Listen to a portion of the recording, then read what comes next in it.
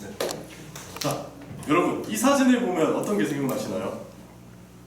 해리포터, 마법, 마술. 맞습니다. 제가 오늘 소개해드릴 주제는 마술에 대해서 제가 설명을 해드릴 건데 그 전에 태균이 형님 혹시 큐브 한 번만 섞어주시면서 들어주실 수 있으신가요?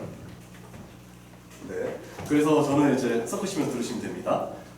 마술의 유래에서부터 이제 설명을 드릴 건데 마술의 유래는 고대 이집트까지 이제 거슬러 올라가게 되는데 이때의 마술의 경우는 이제 사람들의 즐거움을 위한 마술보다는 종교적이거나 약간 권력을 이제 행사하기 위한 도구로 사용되었습니다. 하지만 19세기 유럽에 올라와서는 이제 후딘이라는 마술사들이 등장하면서부터 이제 무대 공연이라는 것이 생기기 시작했습니다. 그러면서부터 이제 마술이 대중적인 엔터테인먼트로 자리 잡게 되었고 사람들이 무대 공연을 조금씩 보러 다니기 시작하게 되었습니다. 다음으로 이제 마술의 종류에 대해서 설명을 드릴 건데 이제 마술의 종류는 동전, 카드, 큐브, 여러 가지 여러분들이 상상하는 모든 물건들로 마술을 진행할 수 있고 예를 들면 카드가 손에서 계속 나온다든지 하는 마술들을 이제 차근차근 하나씩 설명해 드리도록 하겠습니다.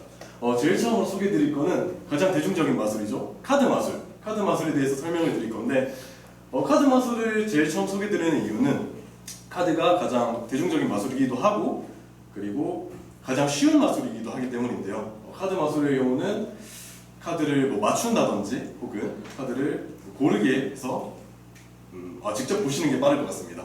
자, 이 중에서 카드를 하나만 생각해 주시면 될 것 같은데 이 5장의 카드 중에 아무거나 하나만 생각해 주시면 되겠습니다. 다들 생각하셨나요? 자, 그러면 제가 그 카드만 사라지게 해보겠습니다.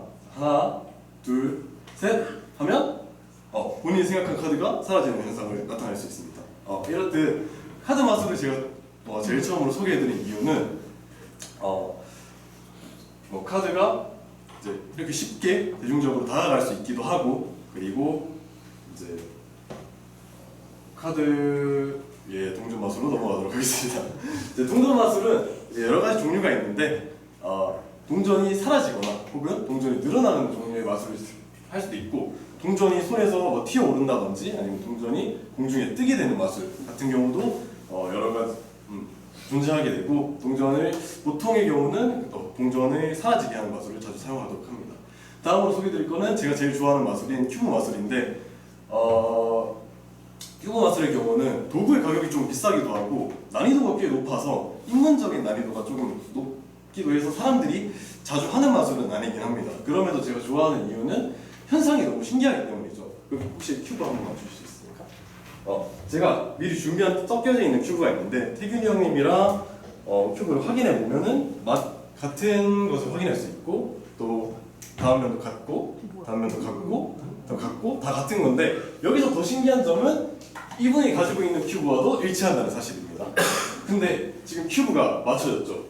저도 큐브가 흔들어주면 큐브가 이렇게 똑같이 맞춰지게 되는 겁니다. 태균이 형님께서 섞으신 큐브가 이런 식으로 맞춰지는데 제가 좋아하는 이유는 이렇게 비주얼적으로 큐브를 맞춰지는 모습을 보여줄 수 있기 때문에 큐브 마술을 좀 좋아하는 편입니다. 다음으로 소개해드릴 거는 멘탈 마술, 즉 사람의 심리를 이용하는 마술인데 사람의 심리를 맞추거나 혹은 내가 미리 알고 있었다라는 데 예언 마술 혹은 그 사람의 생각하는 것들을 바로바로 맞출 수 있는 마술들을 멘탈 마술이라고 합니다. 다음으로 소개해드릴 마술은 좀 종류가 다른 마술입니다. 여러분들이 생각했을 때 카드가 막 공중에서 나타나는 마술 혹은 카드가 막 이렇게 나오는 마술 있잖아요. 그런 마술들을 우리가 매니플레이션 장르라고 소개하는데 이런 매니플레이션 장르는 카드뿐만 아니라 다음으로 소개해드릴 여러 CD 혹은 제가 아까 보여드린 큐브 혹은 동전 여러분이 생각하는 모든 물건들이 손에서 나타나거나 혹은 공중에서 나타나거나 하는 마술들을 우리가 매니플레이션 장르라고 하는데 이 마술의 경우는 우리나라 사람들이 가장 잘하는 마술로 이제 세계적으로 유명하게 됩니다. 이 마술사 같은 경우도 한선희 마술사로 이 CD 마술의 이제 창시자가 됩니다. 다음으로 소개해드릴 거는 이제 허경영이 아니고 이제 공중부양 마술에 대해서 말씀드릴 건데 이제 공중부양 마술은 사람이 뜨는 것뿐만 아니라 물건, 이런 카드나 큐브, 동전 이런 것들도 띄울 수 있을 뿐더러 사람도 띄울 수 있지만 이제 사람을 띄우는 마술은 이제 데이비드 카퍼필드라는 가장 유명한 마술사가 있는데 그 마술사가 저작권을 가지고 있습니다. 다음으로 소개해드릴 마술은 비둘기 마술입니다. 이 비둘기 마술은 사람들이 너무 해달라는 사람이 많아서 저도 연습을 해보려 했으나 비둘기를 키울 공간이 없어서 제가 포기하게 됐는데 간단하게나마 보여드리겠습니다. 이 비둘기가 있는 화면 뒤에서 제가 손을 뻗고 뺀다면 비둘기가 이렇게 나타나는 마술입니다. 네, 농담이었고요.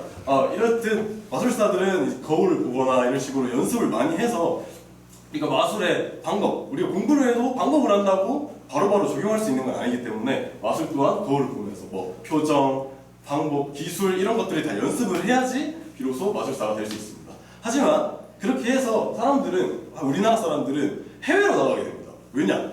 우리나라에서는 아직까지 마술이 대중화되지 않았기 때문이에요. 그래서 한국에서 별로 유명하지 않은 마술사들도 이제 해외에 나가게 되면 굉장히 유명한 경우가 다반사입니다. 그렇기 때문에 보통은 마술을 좀 연습하게 되면 해외로 나가게 됩니다. 그래서 마술을 본 사람들은 항상 오 마이 카미사마 하면서 이런 표정을 짓게 되죠. 네. 그래서 마술의 이제 장점인 것 같아요. 이렇게 사람들에게 즐거움을 주고 놀라움을 주면서 이런 표정을 지을 수 있게 하는 것. 그래서 마술을 보고 싶다 하면 저한테 오시면 저런 표정을 보여드리겠습니다. 네. 지금까지 이제 마술에 대해서 설명을 드렸었는데 저는 아직까지 마술이 우리나라에 대중화가 좀 안 돼 있다고 생각을 해서 조금 사람들이 동심의 세계로 돌아갈 수 있는 기회가 되는 마술이기 때문에 사람들이 좀 자주자주 봤으면 좋겠다고 생각합니다. 이상입니다.